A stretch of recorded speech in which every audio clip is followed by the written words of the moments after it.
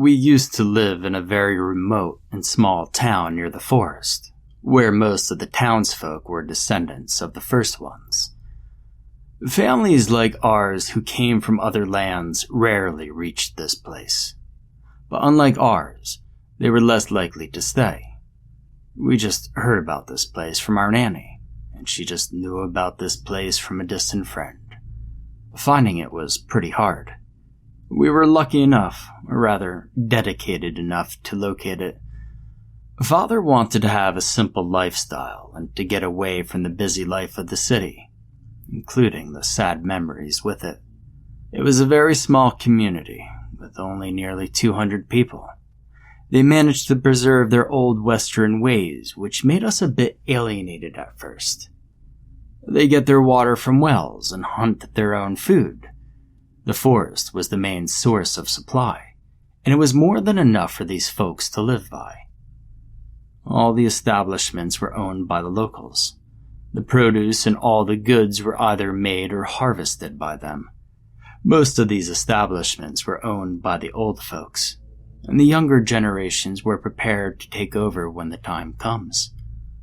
It was quite a self-sufficient town, and living there had little to no expense.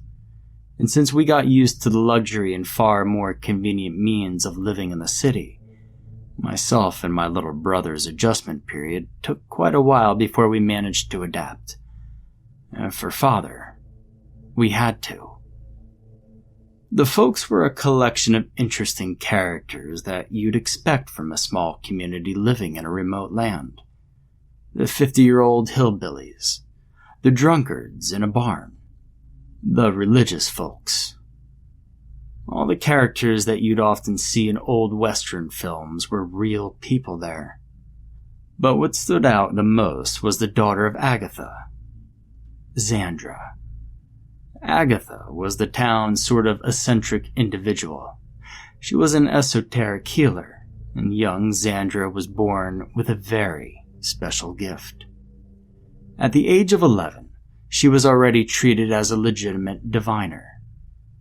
The coming storms and other relevant events weren't told by professionals here. We were able to prepare for the likes of these unwanted happenings because of her.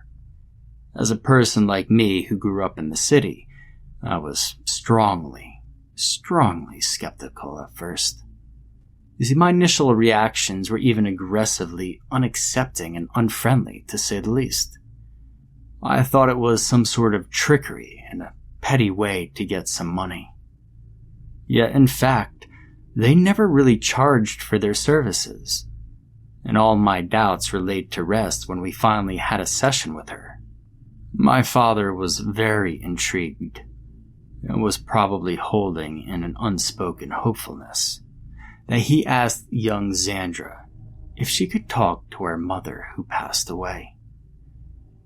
Xandra had a very calm yet strange presence. She looked so innocent, with the face of a beautiful angel, and yet there was this inexplicable vibe that drew people into her. She appeared so pure and serene that it was borderline ethereal. And when she spoke, I could swear with all the logic and sanity in me that I heard the voice of my mother coming out of her mouth. Her distinct accent, her wording, and even the small gestures she used to have when she was alive were reflected by Xandra. If that wasn't enough proof, she even spoke of the things that even I and my younger brother weren't aware of. My father was in tears when she heard these things, especially when she finally forgave him. Mother locked herself in her room for a long time before she passed away. We were told that she had an infectious disease and Father forbade us to see her. But that was far from the truth. If it wasn't for Xandra, we wouldn't have known that my mother lost herself when she discovered that my father was cheating on her. She took her own life when she was overwhelmed by her depression. We could never forget that visit. Xandra made me a believer without question, She wasn't just a diviner. She was far more than that. Xandra was quite a remarkable and miraculous young individual. But just like in any other community, the different and inexplicable was bound to receive strong opinions, and some were quite harsh and unpleasant.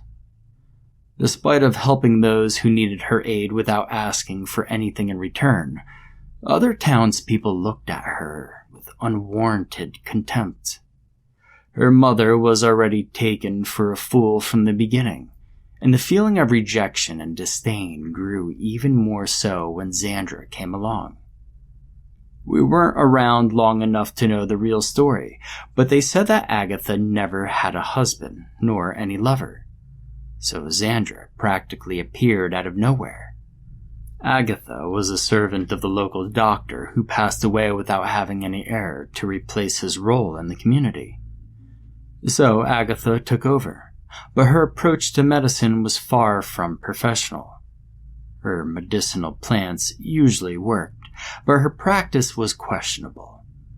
They deemed her as a crazy gypsy and a witch, so that no one ever bothered to know more about her past.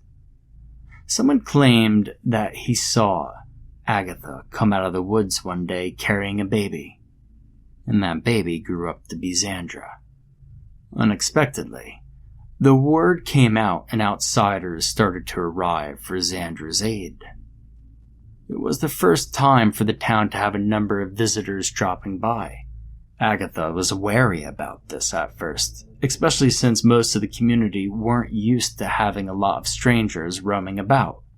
But her daughter's kindness and selfless nature pushed her to help those who came for it. And just like what Agatha suspected, this only fanned the disdain from the locals, who preferred to have their isolated lifestyle undisturbed. Along with the number of visitors came an undesirable guest who claimed to be a priest sent by the officials of the high church. Some of the ill-willed locals were actually pleased to see a professional finally come to disprove Xandra's miraculous deeds. Due to his bold intention, he was treated with authority and respected immediately. Just a few days after his short-sighted observation, things went south pretty quickly for Xandra and Agatha. Aided by some of the men with foul intentions, the priest took over and banned anybody from seeing Xandra. He claimed that she was being used by the devil to persuade unknowing people to submit to his deeds in a form of a helpful, miraculous child. Those who were personally helped by Xandra and her mother, including us, took a stand and defended them. But our voices failed to reach the hearts of those who were blinded by their subconscious fear and empowered by the stranger's so-called authority. Xandra was locked in her room. Even her mother was forbidden to see her. The priest told us that he would try to drive out the demon that possessed her, and that it would be a dangerous and excruciating task for all that would be involved. This statement scared a lot of Xandra's supporters, and they reluctantly backed away at that point. And so did we. The exorcism lasted for days. We felt bad for the poor young girl as we heard her cry for her mother and scream in pain. Myself and some others could only take a peek at the window. The heartless folks in support with the priest held Agatha away from her daughter. She was begging for them to stop as she was hearing her daughter's desperate calls. These men even had the audacity to grin at the sight of her helplessness. We didn't know what the priest was doing upstairs, and all we could see was a silhouette of him from the window of Xandra's room where she was being kept in. There was a night when the sound of Xandra's scream was unbearably piercing, that it drove my father and 4 other townsfolk to storm in their house and stop whatever the priest was doing. My father said that they saw her restrained on her bed, with her arms and legs tied tightly. She had a number of deep lacerations on her arms, legs, and even on her face. They were about to free her when the priest's helpers pointed their rifles at them. They couldn't do anything more after that attempt. There was no proper authority around that we could report to. It was clearly a cruel abuse, but there was nothing that we could do. On the fourth day of the exorcism, Xandra's weeping echoed around the entire town, as if we were all enveloped by cold air that carried out her sufferings. The helplessness that we all sensed from her screams turned raspy and harsh. Her crying turned into a guttural screech like an angered beast. Even the leaves from the trees of the forest shook wildly, as if her voice reverberated from above and below. And then suddenly, all at once, there were none. Crying and screaming, along with the cold passing wind, halted so abruptly. The next thing we saw was a red glow, and we felt a strong wave of heat coming from the house of Agatha and Xandra. It was on fire. We tried to put the fire out as the men and the priest ran out of the house, but Xandra and Agatha weren't with them. I stood as near as I could right in front of the door. I saw Agatha lying unconscious on the floor. I was attempting to enter in order to save her, but Father held me back since the fire was already spreading. And in there, I saw Xandra slowly climbing down the stairs. It was the first time that I saw her after the priest's arrival. Like my father described to me, the beautiful and innocent face of this poor young girl was covered in deep cuts. It was clear that she was tortured until she finally broke. She knelt next to her unconscious mother and laid her head on her chest.